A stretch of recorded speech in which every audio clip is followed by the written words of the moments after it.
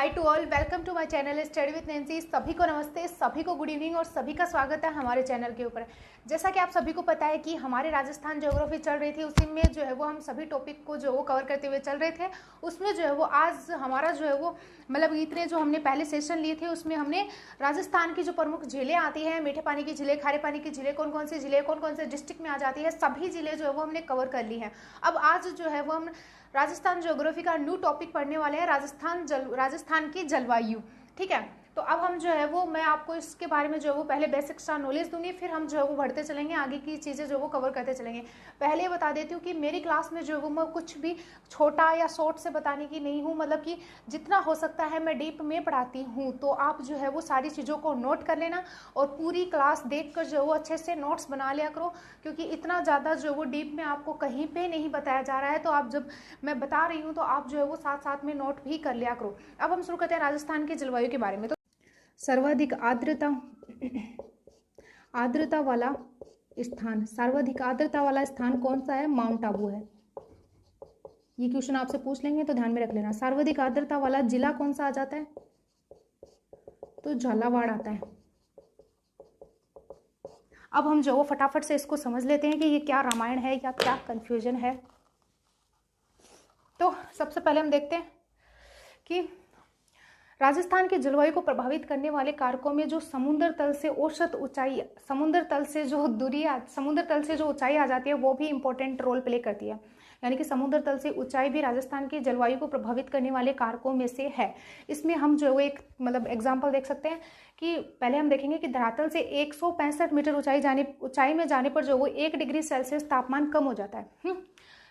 लेकिन राजस्थान का जो झालावाड़ और माउंट आबू, राजस्थान का झालावाड़ जिला और माउंट आबू स्थान जो आते हैं, इनकी एक ही समान अक्षांश स्थिति पर है। यानी कि ये दोनों जो है वो एक ही समान अक्षांश स्थिति पर हैं। लेकिन माउंट आबू और झालावाड़ की अपेक्षा अधिक आर्द्रता रखता है। लेकिन जो माउंट आबू स्थान जो आता है वो झालावाड़ जिले की अपेक्षा अधिक आर्द्रता रखता है।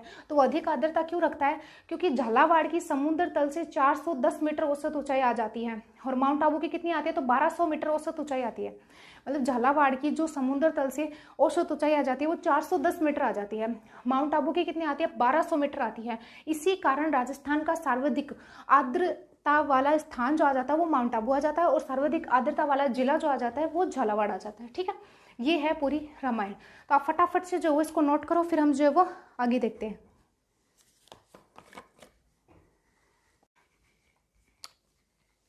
अब जो है वो मैं आपको समझा देती हूँ फटाफट से, तो आप बोर्ड पे देखो सीधे एंड सारी चीज़ें जो है वो आपको नोट करनी है। राजस्थान की जलवायु को प्रभावित करने वाले कारकों में जो है वो अरावली पर्वतमाला की जो स्थिति आ जाती है वो भी हमारे राजस्थान की जलवायु को प्रभावित करती है। अरावली पर्वतमाला की स्थिति कैसे राजस्थान की जलवायु को प्रभावित करती है वो हम इसमें देखते हैं। तो हमने ये राजस्थान का मैप बनाया। तो आप सभी को पता है कि अरावली पर्वतमाला राजस्थान के मध्य से होकर गुजरती है। तो ये राजस्थान को 2 भागों में विभक्त कर देती है। अरावली पर्वतमाला का टॉपिक जब मैंने पढ़ाया था तो उसकी क्लास मैंने अपलोड कर रखी है। तो सबसे पहले अरावली पर्वतमाला का टॉपिक अच्छे से पढ़ लेना, फिर आपकी ये चीज़ें समझ में आएंगी। तो अरावली पर्वतमाला जो है वो राजस्थान को 2 भागों में विभक्त करती है। एक तो पश्चिमी भाग आ जाता है, एक इधर ये पूर्वी भाग आता है। तो अरावली पर्वतमाला राजस्थान को 2 भागों में विभक्त करती है। अरावली पर्वतमाला का विस्तार दक्षिण पश्चिम से उत्तर पूर्व की ओर आता है। ठीक है, अब आता है कि ये अरब सागर, इधर जो अरब सागर, इधर बंगाल की खाड़ी, आप नॉर्मल सी बातें आपको बताने की जरूरत नहीं है। इस पर्वतीय प्रदेश के समानांतर अरब सागर की शाखा निकल जाती है। यानी कि अरब सागर का जो मानसूनी शाखा होती है, अरब सागर का जो मानसून होता है वो जो हमारी अरावली पर्वतमाला है उसके समानांतर चली जाती है। यानी कि जब आप खुद सोच के देखो कि अरब सागर की जो शाखा है वो यहाँ से चलेगी तो वो अरावली पर्वतमाला जब इसको अपने साथ में जो समानांतर जो है वो इसको आगे की ओर ले जाएगी। यानी कि कोई टकराव नहीं होगा बीच में। जब तक इस शाखा को कोई टकराव नहीं मिलेगा तब तक ये जो है वो हमारे राजस्थान में बारिश नहीं करेगी, वर्षा नहीं करेगी।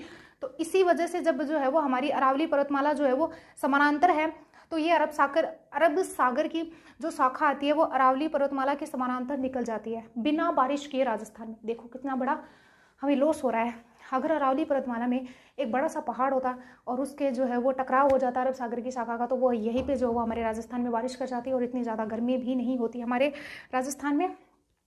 तो छोड़ो, हाँ हम किस टॉपिक पे पढ़ रहे थे? हाँ, ये जो है वो अरब सागर जो शाखा आती है वो हमारी अरावली पर्वतमाला के समानांतर चली जाती है। इस वजह से हमारे राजस्थान में बिना बारिश के ही चली जाती है। नेक्स्ट आता है कि दिशा। मानसूनी हवाओं की दिशा के प्रतिकूल, यानी कि ये जो है वो मानसूनी जो हवाएं आती है उनके प्रतिकूल है। अगर हवाओं के प्रतिकूल नहीं होती तब भी क्या पता बारिश हो जाती। तो ये मानसूनी हवाओं की दिशाओं के प्रतिकूल व लंबवत आती है। तो मानसूनी हवाएं इनकी ऊंचाई के कारण जो है वो ऊपर उठ जाती है, यानी कि इनकी दिशा, इसकी दिशा जो है वो मानसूनी हवाओं के प्रतिकूल और लंबवत आती है। इस वजह से मानसूनी हवाएं जो है वो ऊपर उठ जाती हैं। ठीक है, ऊपर उठ जाती हैं मानसूनी हवाएं, इनकी ऊंचाई के कारण जो वो ऊपर उठ जाती हैं। इसकी दिशा जो मानसूनी हवाओं की दिशा के प्रतिकूल व लंबवत आती है। इसी वजह से, इसी ऊंचाई की वजह से जो वो मानसूनी हवाएं ऊपर उठ जाती है, जिसके कारण जो पश्चिमी भाग आता है यहाँ पे वर्षा बहुत कम होती है। पश्चिमी भाग में वर्षा कम होती है, लेकिन पूर्वी भाग में जो ये वर्षा कर देती है, यानी कि पूर्वी भाग में वर्षा अधिक होती है। इन दिशाओं में मानसूनी हवाओं की दिशाओं के प्रतिकूल व लंबवत होती हैं, और मानसूनी हवाएं इनकी ऊंचाई के कारण ऊपर उठ जाती हैं, जिसकी वजह से पश्चिमी में जो है वो वर्षा बहुत कम होती है, पूर्वी भाग में वर्षा जो है वो अधिक होती है। और इधर जो है वो हमारा दक्षिण पूर्वी भाग जो है वो अधिक ऊंचाई के कारण जो वो तापमान कम होता है, यानी कि दक्षिण पूर्वी भाग का जो वो अधिक ऊंचाई के कारण इसका तापमान कम होता है। और इस दक्षिण पूर्वी भाग में लू का अनुभव भी जो है वो बहुत कम होता है, और यहाँ पे वर्षा भी बहुत अधिक होती है। यानी कि इस सिंबल से समझ जाना कम है, और इस ऊपर वाले से समझ जाना कि अधिक है। यहाँ पे वर्षा भी अधिक होती है और लू का अनुभव जो वो बहुत कम होता है। इसीलिए जो दक्षिण पूर्वी भाग जो आता है यहाँ पर आर्द्र जलवायु पाई जाती है। दक्षिण पूर्वी भाग में माउंट आबू स्थान आता है, जहां पर ग्रीष्म ऋतु यानी कि गर्मियों के समय जो है वो ठंडी रातें रहती है और कम गर्म रहती है। यानी कि ये स्थान जो है वो कम गर्म रहता है, और गर्मियों के समय जो है वो यहाँ पे ठंडी रातें रहती हैं। फिर जो है वो राजस्थान की जलवायु को प्रभावित करने वाला हमारा पांचवा आ जाता है पवनी। पवनें कैसे प्रभावित करती हैं, यानी कि पवन जो है वो हमारे राजस्थान की जलवायु को कैसे प्रभावित करती है। पवनें जो है वो हमारे राजस्थान की जलवायु को इस प्रकार प्रभावित करती है कि अरब सागर मानसून की पवनें, यानी कि आप सभी को पता है इधर अरब सागर के मानसून की पवनी होती है, इधर बंगाल की खाड़ी की मानसूनी पवनी होती है, जो कि हमारे राजस्थान की जलवायु को प्रभावित करती है। यानी अरब सागर के मानसून की पवनी, बंगाल की खाड़ी की मानसूनी पवनी जो है वो राजस्थान की जलवायु को प्रभावित करती है। अरब सागर मानसूनी पवनी जो है वो मैंने आपको इसमें बताया था कि अरावली के समानांतर निकल जाती है। तो ये पवनें जो है वो सिर्फ और सिर्फ दक्षिणी भाग में वर्षा कर पाती है, यानी कि इस भाग में जो है वो थोड़ी बहुत वर्षा कर पाती है। और बंगाल की खाड़ी जो है वो ज्यादातर तो अपनी आर्द्रता जो वो गंगा का जो मैदान आता है उसमें छोड़ आती है, यानी कि बंगाल की खाड़ी जो है वो अपनी आर्द्रता गंगा के मैदान में छोड़ देती है। फिर ये बंगाल की खाड़ी जो आती है वो अरावली के सिर्फ और सिर्फ पूर्वी भाग में वर्षा कर देती है, लेकिन पश्चिमी भाग जो है वो शुष्क रह जाता है। यानी कि बंगाल की खाड़ी में इतनी आर्द्रता नहीं होती कि वो अरावली पर्वतमाला को क्रॉस मार के पश्चिमी भाग में वर्षा कर सके। तो इसी वजह से पश्चिमी भाग जो है वो शुष्क रह जाता है, और पूर्वी भाग में ये वर्षा कर देती है। अरावली के पूर्वी भाग में बंगाल की खाड़ी वर्षा कर देती है, पश्चिमी भाग में वर्षा नहीं कर पाती है, वो शुष्क रह जाता है। ठीक है, और क्योंकि जो बंगाल की खाड़ी आती है वो हमारे गंगा के मैदान में अपनी आर्द्रता छोड़ आती है। तो फटाफट से नोट करो, फिर हम आगे देखते हैं कि आगे क्या आ जाता है।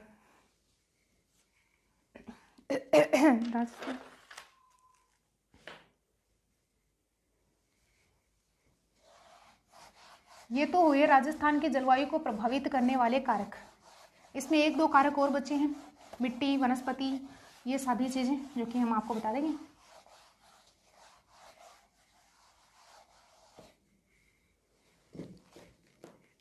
फिर आता है राजस्थान के उत्तरी भाग में गंगानगर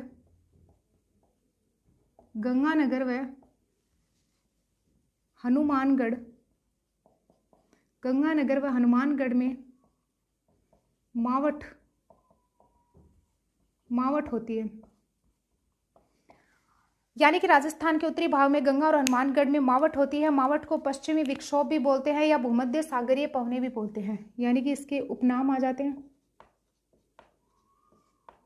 इसके उपनाम आते हैं पश्चिमी विक्षोभ, और एक आ जाता है भूमध्य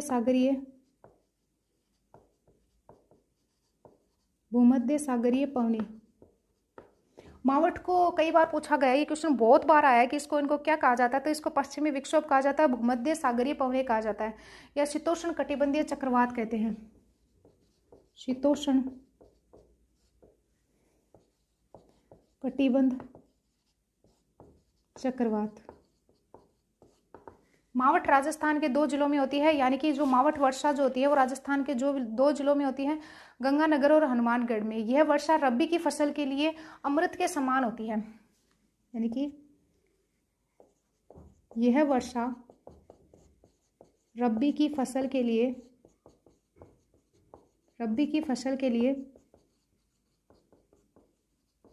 अमृत के समान होती है।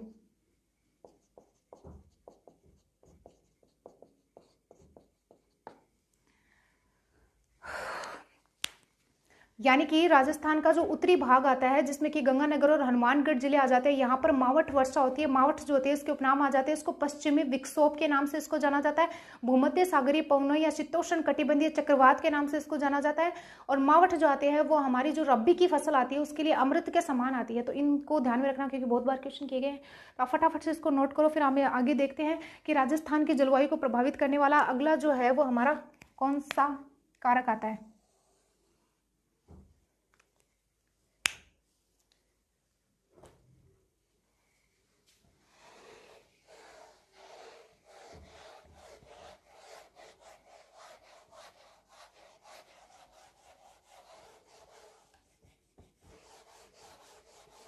राजस्थान की जलवायु को प्रभावित करने वाला अगला कारक कौन सा आता है उसके बारे में हम पढ़ेंगे।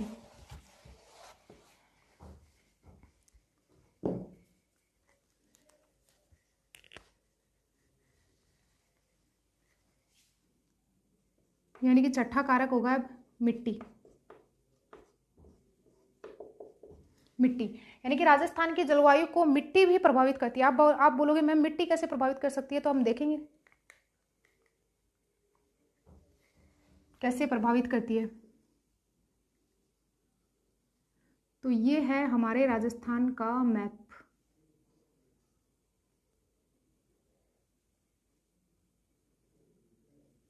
जिसमें कि आप सभी को पता है ये पश्चिमी भाग आता है। यहाँ पर रेतीली व बलुई मृदा पाई जाती है।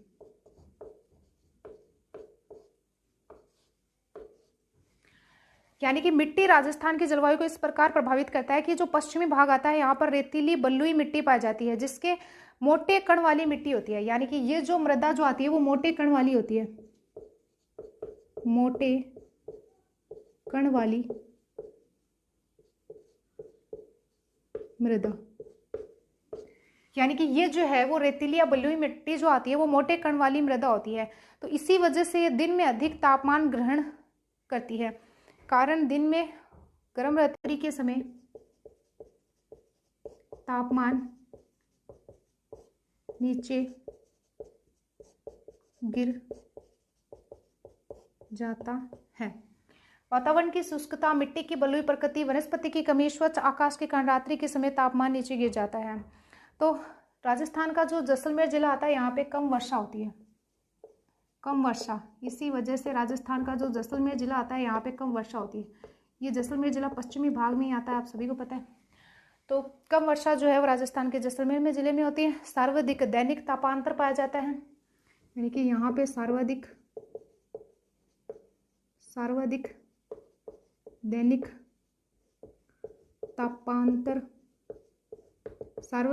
तापांतर जैसलमेर जिले में पाया जाता है। ठीक है, कम वर्षा होती है जैसलमेर में, सर्वाधिक दैनिक तापांतर जैसलमेर जिले में। और शुष्कतम स्थान जो आता है वो फलोदी जिला आता है। शुष्कतम स्थान, शुष्कतम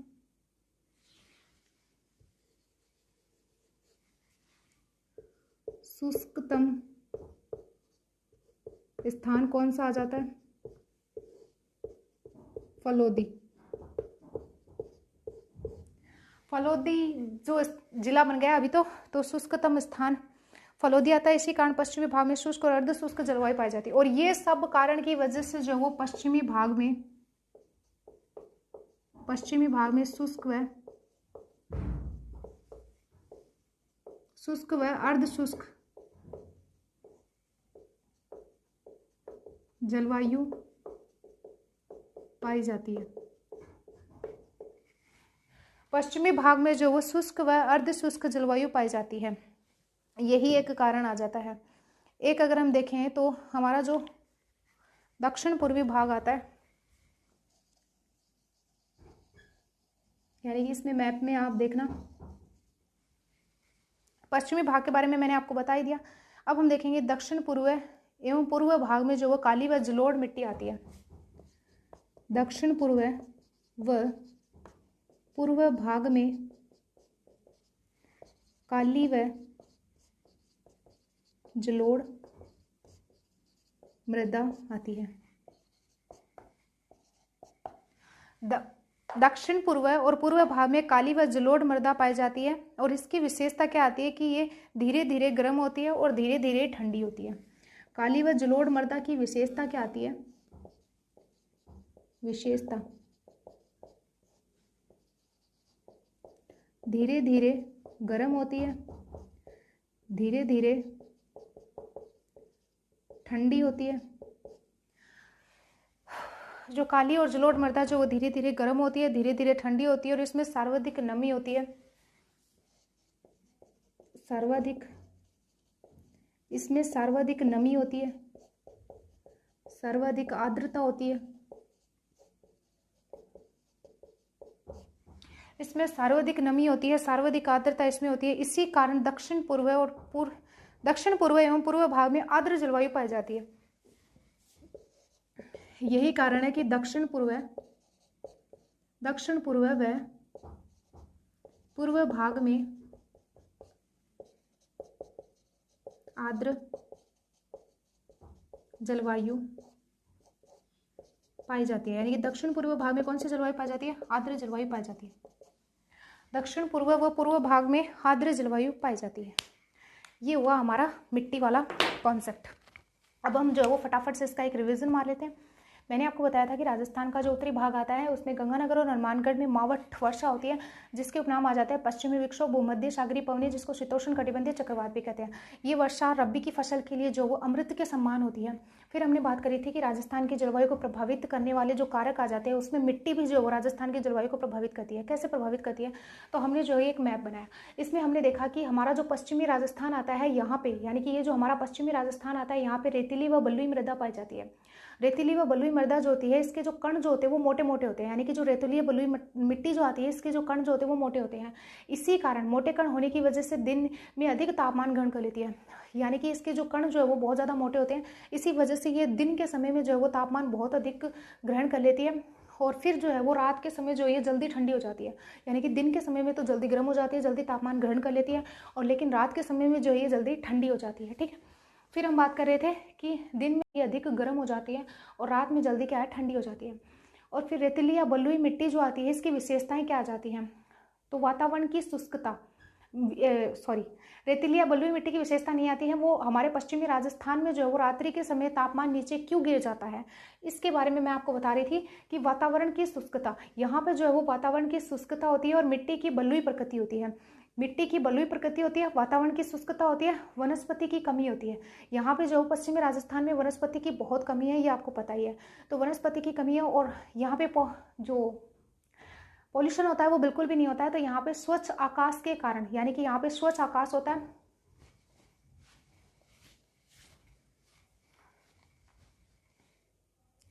यहाँ पे स्वच्छ आकाश के कारण रात्रि के समय तापमान जो वो नीचे गिर जाता है। एक मिनट,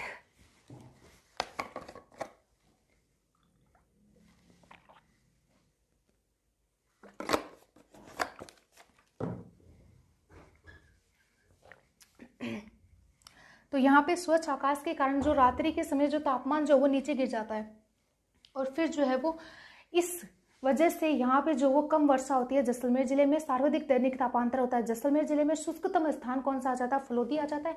और इस वजह से पश्चिमी भाग में, राजस्थान के पश्चिमी भाग में किस प्रकार की जलवायु पाई जाती है?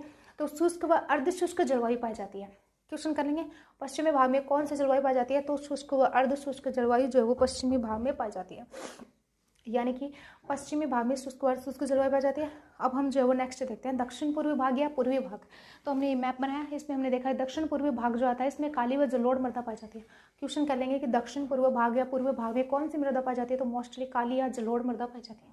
इसकी विशेषताएं क्या आ जाती है? तो ये धीरे धीरे गर्म होती है, काली या जलोढ़ मृदा धीरे धीरे गर्म होती है, धीरे धीरे ठंडी होती है।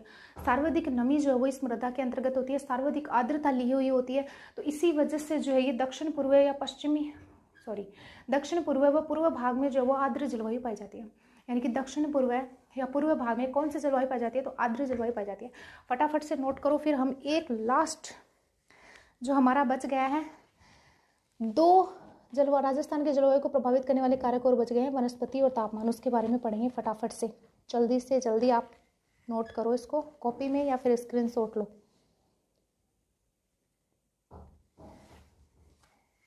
इतने अच्छे नोट्स आपको कोई किसी ने नहीं बताएंगे, अच्छे से बना लिया करो नोट्स। क्यों फालतू में पूरे मैटर को ख़राब जाने देते हो?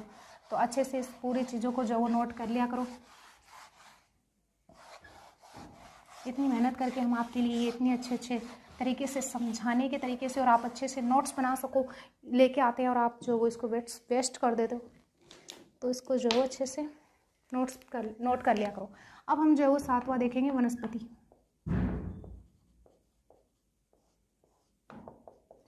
वनस्पति जो है वो राजस्थान की जलवायु को किस प्रकार प्रभावित करती है?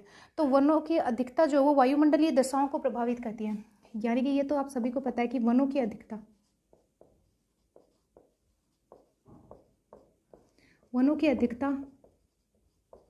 वायुमंडलीय दशाओं को प्रभावित करती हैं। वनों की अधिकता जो है वो वायुमंडलीय दशाओं को प्रभावित करती है। पश्चिमी राजस्थान में वनों की कमी है, तो इसी वजह से वहाँ पे शुष्क जलवायु पाई जाती है। मौसम में भी शुष्कता होती है। यानी कि आप सभी को पता है पश्चिमी राजस्थान में वनों की क्या है? कमी है। तो इसलिए वहाँ पे क्या पाया जाता है? वहाँ पे बहुत ज़्यादा जो है वो शुष्क जलवायु पाई जाती है। यानी कि मैंने आपको बताया था शुष्क वर्ग शुष्क जलवायु पाई जाती है। तो शुष्क जलवायु पाई जाती है और यहाँ पे मौसम में जो है वो शुष्कता होती है। मौसम में शुष्कता होती है। पश्चिमी राजस्थान में वनों की कमी है, शुष्क जलवायु है, जो मौसम में भी जो वो शुष्कता होती है। मौसम में भी यानी कि पश्चिमी राजस्थान के मौसम में भी शुष्कता होती है। अरावली पर्वतीय प्रदेश और दक्षिण पूर्वी प्रदेश जो आते हैं यहाँ पे वनों की अधिकता है, इसलिए यहाँ पे आर्द्र जलवायु पाई जाती है। अरावली पर्वतीय प्रदेश व दक्षिण पूर्वी प्रदेश में क्या है कि वनों की अधिकता है। वनों की अधिकता है कारण आर्द्र जलवायु पाई जाती है। अरावली पर्वतीय प्रदेश दक्षिण पूर्वी प्रदेश में वनों की अधिकता है, इस कारण यहाँ पे आर्द्र जलवायु पाई जाती है। अब हम जो है वो हमारा अगला जो कारक आता है तापमान, वो भी देख लेते हैं। तापमान जो है वो हमारे राजस्थान की जलवायु को कैसे प्रभावित करता है? तो जलवायु को सर्वाधिक प्रभावित करने वाला कारक जो आता है वो यही आता है। जलवायु को सर्वाधिक जो प्रभावित करता है वो तापमान ही करता है।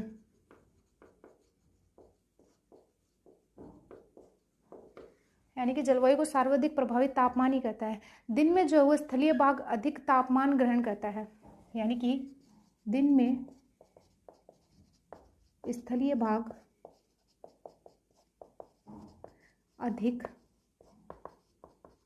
तापमान ग्रहण करता है।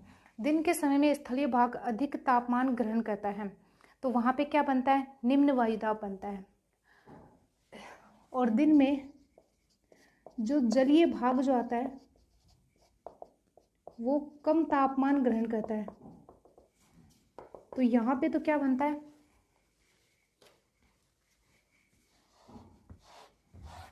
यहाँ पे बनता है निम्न वायुदाब। और यहाँ पे जब अधिक कम करता है तो यहाँ पे क्या बनता है? उच्च वायुदाब। उच्च वायुदाब। दिन में स्थलीय भाग अधिक तापमान ग्रहण करता है, तो यहाँ पे क्या बनता है? निम्न वायुदाब। और दिन में जलीय भाग कम तापमान ग्रहण करता है, तो यहाँ पे बनता है उच्च वायुदाब। पवनें जो है वो उच्च वायुदाब से निम्न वायुदाब की ओर चलती हैं। तो ये भी आप फैक्ट याद रख लेना। पवनें उच्च वायुदाब से पवनें उच्च वायुदाब से निम्न वायुदाब की ओर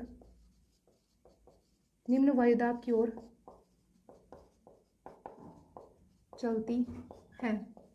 यानी कि पवनें जो है वो उच्च वायुदाब से निम्न वायुदाब की ओर चलती है और रात में जो है वो स्थलीय भाग कम तापमान ग्रहण करता है।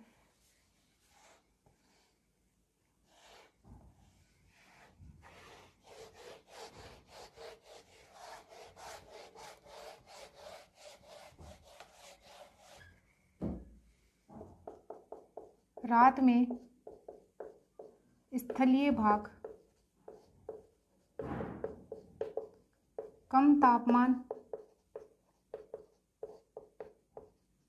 ग्रहण करता है, रात के समय, और रात के समय जलीय भाग जो है वो अधिक तापमान ग्रहण करता है।